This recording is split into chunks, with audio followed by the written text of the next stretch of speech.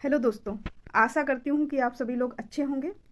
तो कल हम लोगों ने ईवीएस की एनसीईआरटी समरी का पार्ट 1 कर लिया था। अगर आप लोगों ने नहीं देखा है तो आप ज़रूर देखिए जाके उसको, फिर इसके बाद में पार्ट 2 देखिए। और अगर आपने अभी तक चैनल को सब्सक्राइब नहीं किया है तो चैनल को सब्सक्राइब कर लीजिए और बेल आइकन को प्रेस करना बिल्कुल मत भूलिए, जिससे आपको नेक्स्ट नोटिफिकेशन मिलती रहे। तो हम लोगों ने कल कहाँ तक कर लिया था? हम लोगों ने कल चिड़ियों के घोंसले के बारे में पढ़ा था और कौवे के घोंसले के बारे में लास्ट एंड किया था। तो आज हम उसके आगे पढ़ेंगे। कौवे के घोंसले के बारे में बताया था कि कौवा सबसे पेड़ की ऊंची डाल पे घोंसला बनाता है और कोयल उससे भी चालाक होती है। कौवे के ही घोंसले में अंडे दे आती है और कौवा अपने अंडे समझ के उनको सेता रहता है। अब इसके आगे हम लोग आज डिस्कस करेंगे। इसके अलावा और कौन कौन से पक्षी होते हैं और कहाँ कहाँ घोंसला बनाते हैं, तो देखते हैं। ये देखिए, कोयल अपना घोंसला नहीं बनाती, वह कौवे के घोंसले में अंडे देती है, जिसे कौवा अपना समझकर सेता रहता है। तो कौवे से चालाक कौन निकला? कोयल निकली। आगे पढ़ेंगे। फाख्ता का घोंसला। फाख्ता को और क्या बोलते हैं? डब बोलते हैं। अपना घोंसला कहाँ बनाता है ये?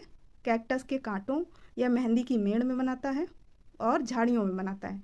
यानी कि कुल मिला के जैसा इसका नाम है वैसा काम है। फाख्ता नाम है और ये बना अपना घोंसला कैक्टस के कांटों में, झाड़ियों में, मेहंदी के मेड़ में, यानी कि कटीली झाड़ियों में ही अपना घोंसला बनाता है और इसको डब भी कहते हैं। आगे देखते हैं। आगे क्या है? गौरैया। गौरैया तो आप सभी ने देखी होगी, सबके घर के आसपास ही रहती है। तो घर में या आसपास अपना घोंसला निर्मित करती है। जैसे कहाँ कहाँ निर्मित करती है? अलमारी में, आईने के पीछे, घर की दीवार आदि पर। आगे देखते हैं। कबूतर। कबूतर अपना घोंसला कहाँ बनाता है? तो कबूतर अपना घोंसला खंडहर या पुराने मकानों में बनाता है। आगे देखते हैं हम। वसंत गौरी अपना घोंसला कहाँ बनाती है? तो वसंत गौरी अपना घोंसला पेड़ के तनों में गहरा छेद करके बनाती है। आगे देखते हैं दर्जन चिड़िया के बारे में। दर्जन चिड़िया जैसा नाम है इनका वैसा काम है। दर्जन यानी कि दर्जी का काम करती है, पत्तों को सिलकर अपना घोंसला बनाती है।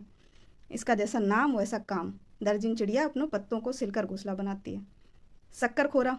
शक्करखोरा कैसा लटकता हुआ घोंसला बनाता है। अगर आप कभी गाँव गए हों तो आपने लटकते हुए घोंसले देखे होंगे। तो कौन बनाता है लटकता हुआ घोंसला? शक्करखोरा। आगे देखते हैं। वीवर पक्षी। वीवर पक्षी के बारे में लास्ट ईयर भी कई क्वेश्चन आए थे और अभी जो ऑनलाइन पेपर हुआ है उसमें भी कई बार पूछा गया है इससे रिलेटेड क्वेश्चन। वीवर पक्षी क्या है? नर पक्षी है, घोंसले का निर्माण करते हैं और जो उनकी मादा होती है अपने घोंसले का चयन करती है।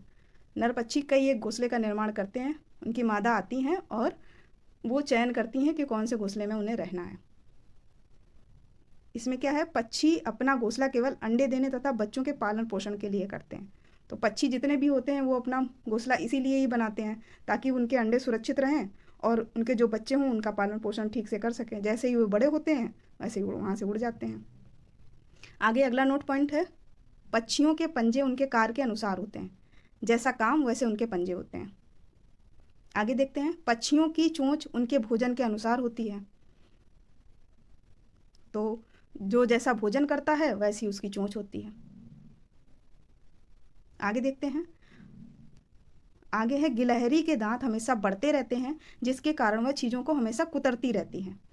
तो गिलहरी चीज़ों को क्यों कुतरती रहती है? क्योंकि उसके दांत हमेशा बढ़ते रहते हैं। अगर वो चीज़ें नहीं कुतरेगी तो उसके दांत बहुत ज़्यादा बड़े हो जाएंगे, इसलिए वो चीज़ों को कुतरती रहती है। और चूहा कैसी चीज़ों को कुतरता है? मुलायम चीज़ों को कुतरता है। आगे देखते हैं होलगुंडी गांव के बारे में। तो होलगुंडी गांव के बारे में पूछ दिया जाता है कि होलगुंडी गांव कहाँ स्थित है? तो ये कहाँ स्थित है? कर्नाटक में स्थित है।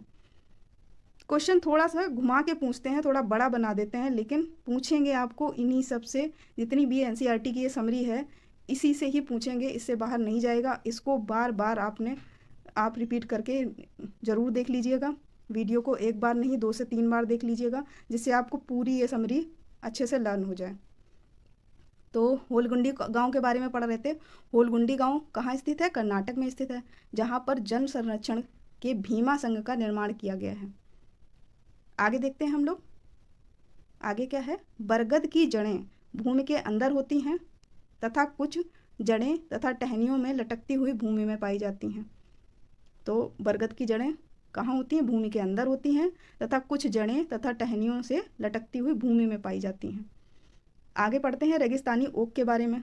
रेगिस्तानी ओक क्या होता है और इसकी लंबाई क्या होती है? तो ये ऑस्ट्रेलिया में पाया जाता है। ये एक पौधा होता है। इसकी जो लंबाई होती है वो कमरे के बराबर इनकी जड़ें गहराई तक जाती हैं, है ना। ऑस्ट्रेलिया में पाया जाता है सबसे पहला नंबर रेगिस्तानी ओक, और इसकी जो लंबाई कमरे के बराबर इसकी जड़ें गहराई तक जाती हैं और इनके तनों में पानी भरा रहता है। और इनकी ऊंचाई कितनी होती है? 10 से 12 फीट ऊंचे होते हैं। आगे देखते हैं। रेगिस्तानी ओक से कई बार क्वेश्चन रिपीट हुआ है, इसको अच्छे से देख लीजिएगा। रेगिस्तानी ओक जो होता है ऑस्ट्रेलिया में पाया जाता है सबसे पहला नंबर।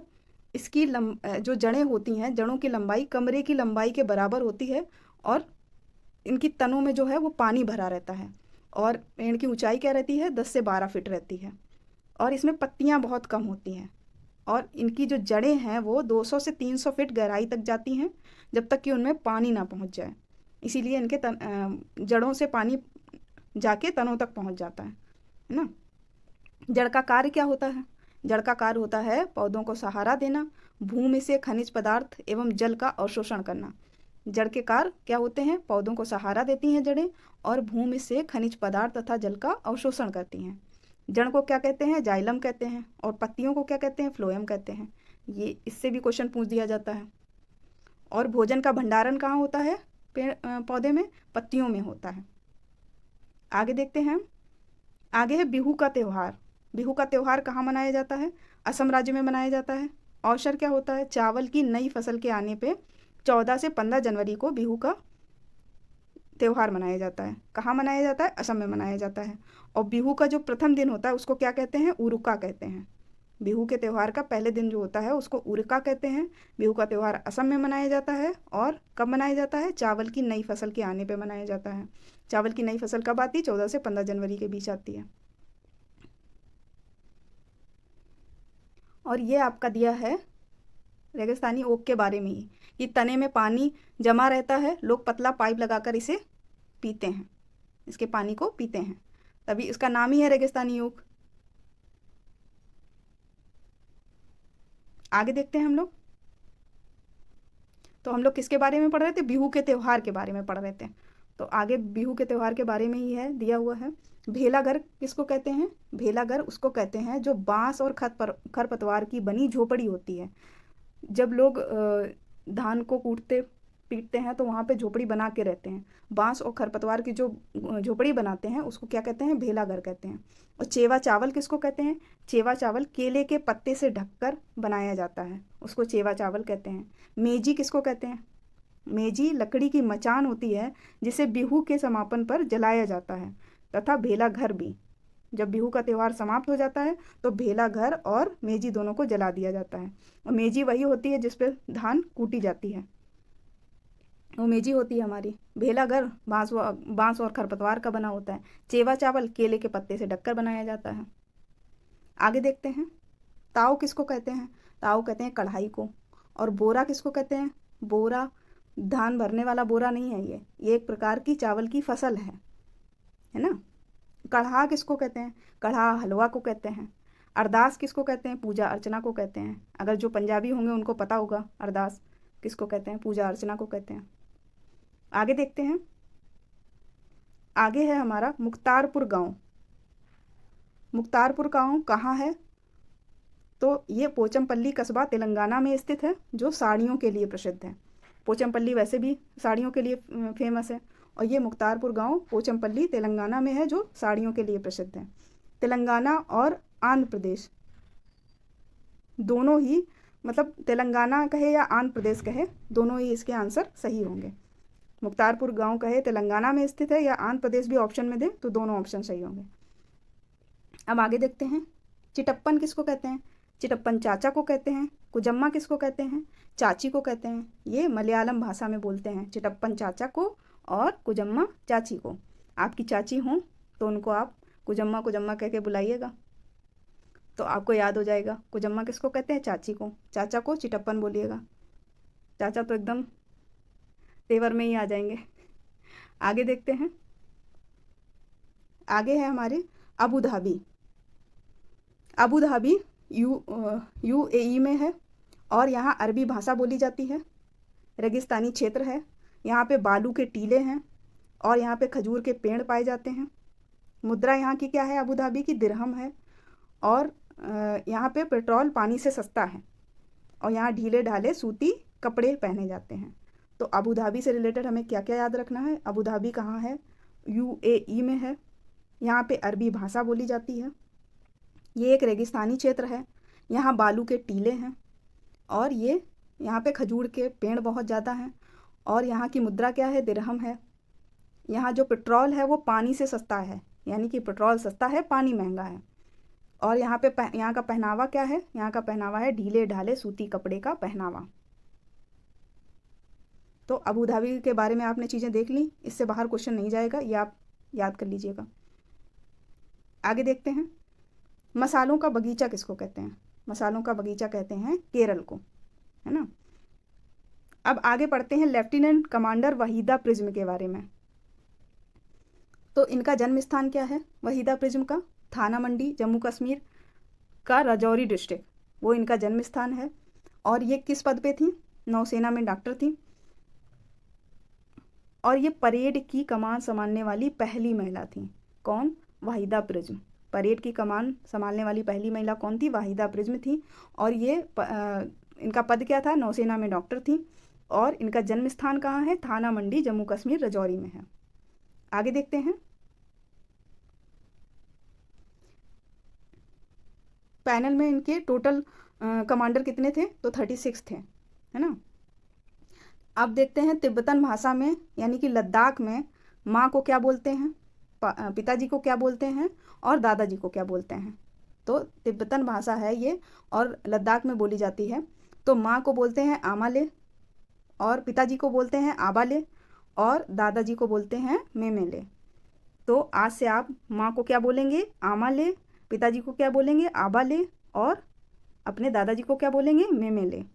और कोई आपके घर आए उसका स्वागत कैसे करेंगे? जूले जूले, जूले जूले बोल के उसका स्वागत करेंगे।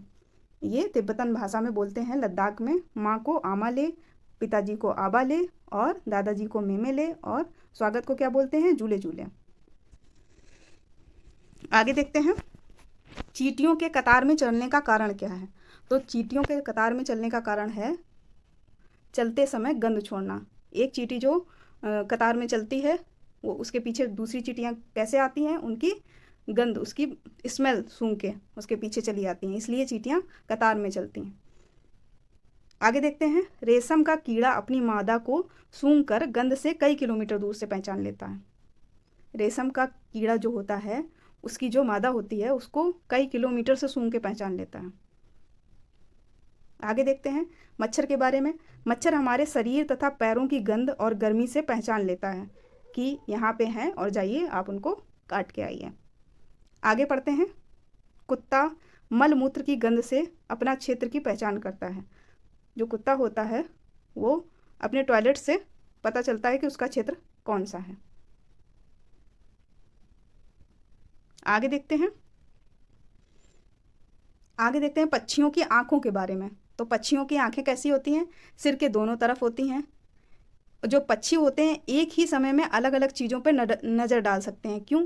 क्योंकि उनकी दोनों तरफ आंखें होती हैं, इसलिए एक ही समय में अलग अलग चीज़ों पर नज़र डाल सकते हैं। जब पक्षी बिल्कुल सामने देखते हैं तब वो एक ही वस्तु को देख रहे होते हैं और ज़्यादातर पक्षी अपनी गर्दन घुमाते रहते हैं। क्यों घुमाते रहते हैं? क्योंकि उनकी आँखों की जो पुतली हैं वो नहीं घूमती हैं, इसलिए वो अपनी गर्दन इधर उधर घुमाते रहते हैं। जैसे हमारी आंखों की पुतलियाँ फिक्स नहीं होती हैं, इधर उधर हो जाती हैं, लेकिन पक्षियों की जो आंखों की पुतलियाँ होती हैं वो एकदम फिक्स होती हैं, इसलिए वो अपनी गर्दन इधर उधर घुमा के देखने की कोशिश करते हैं। और जब पक्षी बिल्कुल सामने देखते हैं तब वो एक ही वस्तु को देख रहे होते हैं। जब अलग अलग चीज़ों पर एक ही समय में वो अलग अलग चीज़ों पर नज़र डाल सकते हैं क्योंकि उनकी आंखें सिर के दोनों तरफ होती हैं। आगे देखते हैं। आगे है हमारा चील, बाज तथा गिद्ध हमारी तुलना में 4 गुना अधिक देखते हैं। कौन कौन? चील, बाज और गिद्ध हमारी तुलना में 4 गुना अधिक देखते हैं। दिन में जागने वाले जो जानवर होते हैं कुछ रंग देख पाते हैं, जबकि रात में जागने वाले जानवर हर चीज़ को सफ़ेद या काला रंग में देखते हैं। रात में कौन कौन से जानवर जागते हैं, कमेंट बॉक्स में कमेंट कीजिएगा। जो रात में जागते हैं वो केवल काला और सफ़ेद ही देख पाते हैं। सांप के बाहरी कान नहीं होते, लेकिन ज़मीन के कंपन को आसानी से पहचान लेते हैं। सांप के कान नहीं होते हैं, लेकिन वो ज़मीन के कंपन से पहचान लेते हैं कि इंसान कहाँ खड़ा है ना। आगे देखते हैं, मछलियाँ खतरे की सूचना बिजली के तरंगों से देती हैं। मछलियों को पता चल जाता है जब बिजली की तरंगें, मछलियों को पता चल जाता है कि अभी खतरा है, उनको बिजली के तरंगों से पता चल जाता है। आगे हम बात करेंगे छिपकली के बारे में। तो छिपकली गहरी नींद यानी कि शीत नींद में चली जाती है। कब? सर्दियों में आपने देखा होगा जो छिपकली है वो शीत निद्रा में चली जाती है, आपको दिखाई नहीं देंगी छिपकलियाँ। आगे देखते हैं, पूछ लिया जाता है कि शीत निद्रा में कौन चला जाता है। आगे थोड़ा सा घुमा फिरा के क्वेश्चन पूछ देंगे, तो कौन चला जाता है? छिपकली। छिपकली आपको सर्दियों में नहीं दिखाई देगी। आगे हम पढ़ेंगे स्लॉथ के बारे में। स्लॉथ कहाँ पाया जाता है? ऑस्ट्रेलिया में पाया जाता है। और ये कैसा दिखता है? ये भालू की तरह दिखता है। ये उल्टा पेड़ पर लटक कर सोता है, जिस पेड़ पर रहता है उसी के पत्ते खाता है।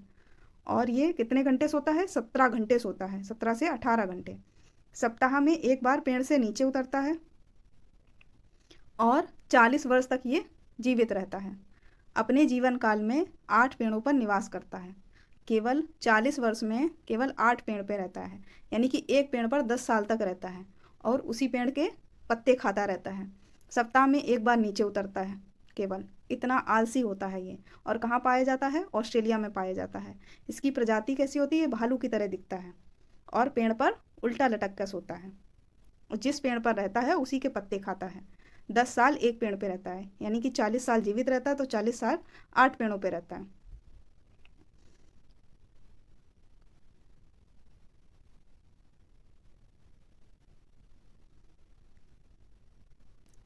सॉरी, मैंने 10 साल बोल दिया। 5 साल एक पेड़ पे रहेगा, तभी तो 40 साल रहेगा, तो 5 साल तक एक ही पेड़ पे बना रहता है। आगे देखते हैं, आगे पढ़ेंगे बाघ के बारे में। तो बाघ क्या? बाघ अंधेरे में 6 गुना अधिक देख सकता है। हम लोगों से, मनुष्य से 6 गुना अधिक देख सकता है अंधेरे में। इसकी जो मूछें होती हैं वो हवा के कंपन और शिकार की सही स्थिति बताने में सहयोग करती हैं। हवा का कंपन भी बता देती हैं और शिकार की स्थिति क्या है वो भी बता देती हैं। कौन बताती हैं? उसकी मूछें बताती हैं। और हम लोगों से 6 गुना ज़्यादा अधिक देख सकता है। अपने क्षेत्र का निर्धारण मूत्र के माध्यम से करता है। जो बाघ होता है अपने क्षेत्र का निर्धारण कैसे करता है? मूत्र के माध्यम से करता है। मौके के अनुसार अलग अलग आवाज़ निकालता है और इसकी जो आवाज़ है वो 3 किलोमीटर तक सुनाई देती है। कान को अपने चारों तरफ घुमा सकता है। हवा के हिलने तथा शिकार के चलने में अंतर कर लेता है। और इसका ये जो कान है वो 360 तक घुमा लेता है। इसी तरीके से जो बाज होता है, चील होता है, गिद्ध, वो हम लोगों से कितने गुना अधिक देख सकते हैं? 4 गुना अधिक देख सकते हैं। बाज, चील, गिद्ध जो हैं वो मनुष्य से 4 गुना अधिक देख सकते हैं, और जबकि जो बाघ होता है वो कितने गुना अधिक देख सकता है? 6 गुना अधिक देख सकता है मनुष्य से। आगे देखते हैं, आगे देखते हैं काजीरंगा कहाँ स्थित है? असम में स्थित है। जो फूलों की घाटी है चमोली, वो कहाँ पे स्थित है? उत्तराखंड में स्थित है। जिम कॉर्बेट नेशनल पार्क, ये कहाँ पे स्थित है? नैनीताल, उत्तराखंड में स्थित है। केवलादेव घाना पक्षी विहार, ये कहाँ स्थित है? ये भरतपुर, राजस्थान में स्थित है। आगे देखते हैं नाग गुम्फन, ये एक प्रकार की रंगोली है, डिजाइन है, जिसका प्रयोग कहाँ किया जाता है? सौराष्ट्र, गुजरात और दक्षिण भारत में किया जाता है। नाग गुम्फन क्या है? रंगोली है, एक डिजाइन है, कढ़ाई होती है। इसका प्रयोग सौराष्ट्र, गुजरात और दक्षिण भारत में किया जाता है। आगे देखते हैं, आगे देखते हैं कालबेलिया नृत्य के बारे में। कालबेलिया जनजाति होती है, कालबेलिया जनजाति होती है, वो राजस्थान की एक सपेरों की जनजाति है जो कालबेलिया नृत्य करते हैं। राजस्थान में सपेरों की जो जनजाति है एक, वो लोग कालबेलिया नृत्य करते हैं, उसी को बोलते हैं। और ये अपनी बेटी के विवाह पर उसको सांप तोहफे में देते हैं। ये इनका बढ़िया है, बेटी के विवाह में सांप तोहफे में दे रहे हैं। आगे देखते हैं बीन पार्टी के बाजे। बीन पार्टी के बाजे क्या क्या होते हैं? बीन होती है उसमें, तुम्बा होता है, खंजरी होती है, ढोल होते हैं। इसके अलावा 3 सूखी लौकी से बनाए जाते हैं। आगे देखते हैं, भारत में पाए जाने वाले जहरीले सांपों की प्रजाति कौन कौन सी होती है? तो नाग होती है, यानी कि कोबरा, करैल, दुबैया और अफाई। कौन कौन सी प्रजाति होती है? नाग यानी कि कोबरा, करैल, दुबैया, अफाई। ये जहरीले सांप होते हैं हमारे भारत में। और सांप के 2 खोखले जहरीले दांत होते हैं, है ना। सीरम क्या होता है? सांप के काटने से बचाने वाली दवा होती है, जिसको सीरम बोलते हैं, जिसका निर्माण सांप के जहर से ही किया जाता है। सीरम क्या होता है? सांप के काटने से बचाने वाली दवा होती है, जिसका निर्माण सांप के जहर से ही किया जाता है। और सांप किसानों के लिए हेल्पफुल होते हैं, कहते हैं। क्यों होते हैं? क्योंकि ये चूहों को खा लेते हैं। जो चूहा इनकी फसल बर्बाद करते हैं, उनको सांप खा लेता है, इसलिए सांप किसानों के हेल्पफुल होते हैं, और केंचुए भी। आगे देखते हैं, आगे है पेट में भोजन का पाचन, यानी कि कच्चा दूध कितने टाइम में पचता है? 2 घंटे 15 मिनट में पचता है। जो उबला हुआ दूध है वो 2 घंटे में पच जाता है, और जो उबला अंडा है वो 3.5 घंटे में पचता है, जबकि कच्चा अंडा जो है वो 2 घंटे में पच जाता है। ये है पेट में पाचन। जो पाचन का स्वरूप होता है वो कैसा होता है? अम्लीय होता है। आगे देखते हैं, आगे बात करेंगे काला हांडी की। काला हांडी क्या है? उड़ीसा में स्थित है, जो चावल उत्पादन के लिए जाना जाता है। काला हांडी एक ऐसी जगह है जो उड़ीसा में स्थित है, और यहाँ चावल का उत्पादन बहुत होता है, फिर भी यहाँ पे भुखमरी है, क्योंकि ये एक बहुत गरीब उड़ीसा के पास ये एक बहुत गरीबी है यहाँ पे काला हांडी में। यहाँ पे इतना चावल होता है, चावल का उत्पादन बहुत अधिक मात्रा में होता है, फिर भी यहाँ पे भुखमरी है। आगे देखते हैं, वस्तु तथा संरक्षण। तो दूध को कैसे संरक्षित करेंगे हम लोग? उबाल कर। और पके हुए चावल को कैसे संरक्षित करेंगे? एक कटोरे में डालकर पानी के बर्तन में रख देंगे, जो आप सभी लोग घर में करते होंगे। चावल को बचा के रखते होंगे, तो आप कैसे रखेंगे जिससे वो सुरक्षित बना रहे, ख़राब ना हो? एक कटोरे में पानी डालेंगे और उसमें वो बर्तन रख देंगे चावल का। वो दूध को कैसे संरक्षित करते हैं? उबाल कर। और हरा धनिया गीले कपड़े में लपेट कर। आजकल तो लोग फ्रिज में रख देते हैं, लेकिन हमें यहाँ पे गीले कपड़े में लपेट कर ही पड़ना है। आगे देखते हैं, आगे प्याज लहसुन, इनको खुले में नमी से बचा कर रखना होता है। कच्चे आम का संरक्षण कैसे करते हैं? अचार का निर्माण कर देते हैं। और पके आम को आम पापड़ बना के खाते हैं। आम पापड़ बना के उसको सुखा के खाया जाता है। तो कच्चे आम का और पके आम का दोनों का संरक्षण हमने देख लिया। आगे है अत्रेयपुरम गांव। ये कहाँ स्थित है? आंध्रा में स्थित है, जो आम उत्पादन के लिए जाना जाता है। आगे देखते हैं, अचार को सीसी के जार में रखकर धूप में रखा जाता है, क्योंकि वो उसकी नमी निकल जाए। ये तो सभी को पता होगा, सबके यहाँ हर साल अचार रखा जाता है। आगे पढ़ेंगे नेफेथीन्स घटपर्णी के बारे में। ये क्या होता है? नेफेथीन्स या घटपर्णी ये ऑस्ट्रेलिया और इंडोनेशिया और मेघालय में होता है, और ये घड़े के समान आकार का होता है। ये एक पौधा ही होता है जो कीड़े मकोड़ों को खा जाता है। कहाँ पाया जाता है? ऑस्ट्रेलिया में, इंडोनेशिया में और मेघालय में पाया जाता है। घड़े के समान होता है, जो कीड़े मकोड़े आते हैं उनको खा लेता है, इसलिए इसमें नाइट्रोजन की कमी नहीं होती। नाइट्रोजन की कमी को पूरा करने के लिए ये कीड़े मकोड़े खाता है। इससे बार बार क्वेश्चन पूछा गया है, इसको जरूर पढ़ के जाइएगा। आगे देखते हैं, ये पौधा जो है कीड़े मकोड़ों को आकर्षित करने के लिए खुशबू छोड़ता है, जिससे चूहे, मेंढक और कीड़े मकोड़े और छोटे जीवों का ये शिकार आसानी से कर लेता है। जो कीड़े मकोड़े हैं उनको आकर्षित करने के लिए खुशबू छोड़ता है, जिससे वो आकर्षित हो जाते हैं और उसका शिकार आसानी से कर देता है। ये एक पौधा ही होता है, नेफेथिन्स या घटपर्णी का पौधा। तो आज हम यहीं तक रखते हैं। आगे पार्ट 3 आएगा, जिसको भी आप ज़रूर देख के जाइएगा। NCERT की समरी ये तीनों पार्ट में कवर हो जाएगी। आप इनको एग्ज़ाम से पहले 2 से 3 बार ज़रूर देखिएगा, यहीं से आपके सारे क्वेश्चन कवर हो जाएंगे। आपको कुछ अलग से नहीं पढ़ना पड़ेगा।